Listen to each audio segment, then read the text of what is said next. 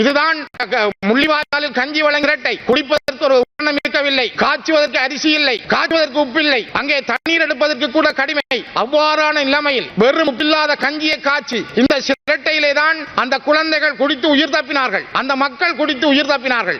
அதனால் ஒரு முள்ளிவாய்க்கால் அடையாளமாக இந்த சிரட்டையை நான் சபாபீடத்துக்கு சமர்ப்பிக்கிறேன். தயவு செய்து பாராளுமன்றத்தினுடைய நூதன சாலையில் இந்த சிரட்டையை வையுங்கள். 15 ஆண்டுகளுக்கு பிறகாவது அந்த மக்களுக்கு இந்த சிரட்டை முள்ளிவாய்க்கால் மே 18 ஞாபகப்படுத்துகிற சிரட்டை என்பதை ஞாபகப்படுத்துங்கள் என்று கூறி இதனை நான் சபாபீடத்துக்கு சமர்ப்பிக்கிறேன். மூதூர் போலீசார் மிருகங்களாக மாறி மிக கேவலமாக கதற அந்த பெண்களை இரவு கைது செய்திருக்கிறார்கள். ஒரு கஞ்சி காய்ச்சி கொடுத்தவர்களை இரவு நேரம் அகால வேளையில் சென்றுதான் உடுத்த உடுப்போடு கதற கொண்டு வர வேண்டுமா? இந்த நாட்டில் என்ன நடக்கிறது? இந்த நாடு எங்கே போய் கொண்டிருக்கிறது? பலரும் ஜனாதிபதி தேர்தல் பற்றி பேசுகிறார்கள், ஜனாதிபதி வேட்பாளர்களாக இறக்குகிறார்கள். ஆனால் போலீஸ் அராஜகம், போலீசாருடைய அடாவடி, போலீசாருடைய மிருகத்தனம் நேற்றும் இந்த மண்ணிலே வெளிப்படுத்தப்பட்டிருக்கிறது. ஒரு நீதிமன்றம் கட்டளை பிறப்பித்திருக்கிறதா கஞ்சி காய்ச்ச கூடாது என்று? அல்லது நீதிமன்றம் ஏதாவது உத்தரவு செய்திருக்கிறதா? போலீசாருக்கு உத்தரவு வழங்க யார் அதிகாரம் போலீசுக்கு கொடுத்தது? கஞ்சி காய்ச்ச கூடாது அல்லது கஞ்சி வழங்க கூடாது, கஞ்சி சுகாதாரமான முறையிலே காட்சி வழங்கப்படவில்லை என்றெல்லாம் சொல்லுவதற்கு அந்த சுகாதார அறிவுறுத்தல்களை போலீசாருக்கு வழங்கியவர்கள் யார்? ஆகவே மிக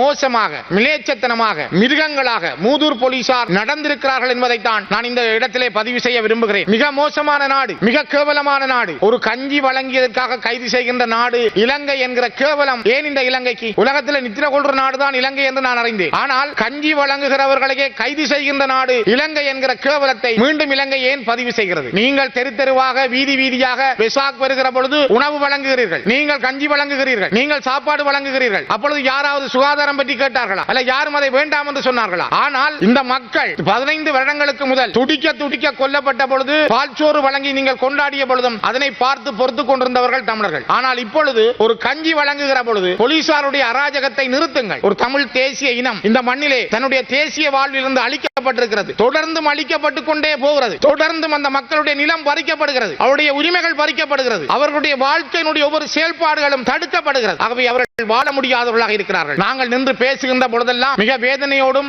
நாங்கள் இந்த மண்ணிலே இருக்கின்ற வலிகளோடும் தான் நான் இந்த இடத்திலே இந்த உணர்வுகளை பதிவு செய்கிறேன். இசைப்பிரியா என்கிற எங்களுடைய சகோதரி எவ்வாறு ஒவ்வொரு கொடிய ராணுவ வீரர்களாலும், அவர்களை வீரர்கள் என்று நான் சொல்லவில்லை, அந்த கொடிய ராணுவத்தினரால் அழைத்து செல்லப்பட்டு சுட்டுக் கொல்லப்பட்டார். பாலச்சந்திரன் ஒரு சிறுவனுக்கு, நான் அவருக்கு அதிபராக இருந்தவன், எனது பாடசாலையில் அவன் என்னுடைய மாணவன். அந்த மாணவனான பாலச்சந்திரனை நான் இந்த நேரம் நினைக்கிறேன், என்னுடைய மாணவனை நான் நினைக்கிறேன். 6ஆம் வகுப்பு 7ஆம் வகுப்பு படித்த அந்த சிறுவனை உண்பதற்கு பிஸ்கட் கொடுத்து சுட்டுக் கொன்ற ஒரே ஒரு நாடு இலங்கை என்று பதிவு செய்யுங்கள். அவ்வளவு கேவலமான நாடு என்று பதிவு செய்யுங்கள். ஏனென்றால் ஒரு சிறுவனுக்கு ஒரு தலைவர் பிரபாகரனுடைய மகன் என்ற காரணத்தினால் அவனுக்கு பிஸ்கட் கொடுத்து சுட்டுக் கொண்ட நாடு இலங்கை. அவ்வளவு மோசமான இந்த இலங்கை நாட்டிலே நாங்கள் இந்த 15 வருடங்களுக்கு முதல் நடந்ததை சிந்தித்து பார்க்கிற பொழுது உடம்பு நடுங்குகிறது. எங்களுடைய வலிகளை சுமந்து நிற்கிறோம், வேதனைகளோடு நிற்கிறோம். உலகம் எங்களுக்கு இன்னொரு தீர்வை முன்வைக்கவில்லை. இலங்கையில் இருக்கிற தலைவர்கள் எந்த தீர்வையும் முன்வைக்க தயாரில்லை. அடுத்த தேர்தல் பற்றி சிந்திக்கிறார்கள், யார் வெல்வது பற்றி சிந்திக்கிறார்கள், யார் ஜனாதிபதியாக வரலாம் என்று சிந்திக்கிறார்கள். ஆனால் இங்கே என்ன நடந்தது? இங்கே நடைபெற்ற இன அழிப்பு என்ன?